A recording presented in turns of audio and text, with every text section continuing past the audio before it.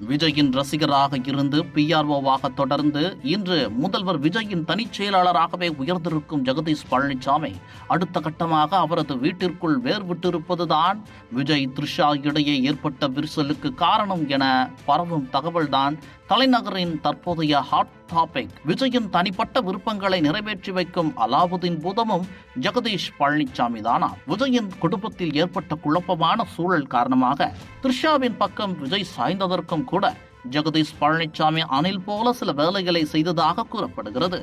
இப்படி த்ரிஷாவின் குட்புக்கிலும் இடம்பெற்றிருந்தாலும் சமீப காலமாக ஜெகதீஷின் நடவடிக்கைகளில் த்ரிஷா வருத்தத்தில் இருந்திருக்கிறார்.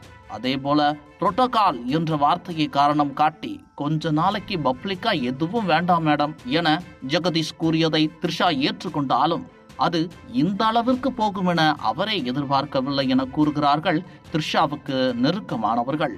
விஜய்க்கும் அவரோட மனைவிக்கும் இடையே உள்ள பிரச்சனை எங்களில் யாருக்குமே தெரியாது என்றாலும் த்ரிஷாவுக்கும் விஜய்க்குமான நட்பை கடந்த விஷயங்கள் பற்றி த்ரிஷா அவர்களுடன் நெருக்கமானவர்களிடம் சந்தோஷமாக பகிர்ந்திருக்கிறார்.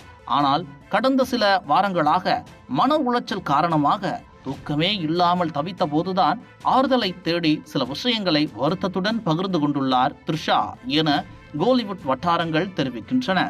அதாவது சமீபத்தில் விஜய் டெல்லி சென்றுவிட்டு வந்த பிறகு அவரின் பேச்சிலும் நடவடிக்கையிலும் ரொம்பவே மாற்றம் இருப்பதாகவும் ஜெகதீஷிடம் கேட்டால் சரியான பதில் வரவில்லை என்றும் வருத்தத்தில் இருந்திருக்கிறார்.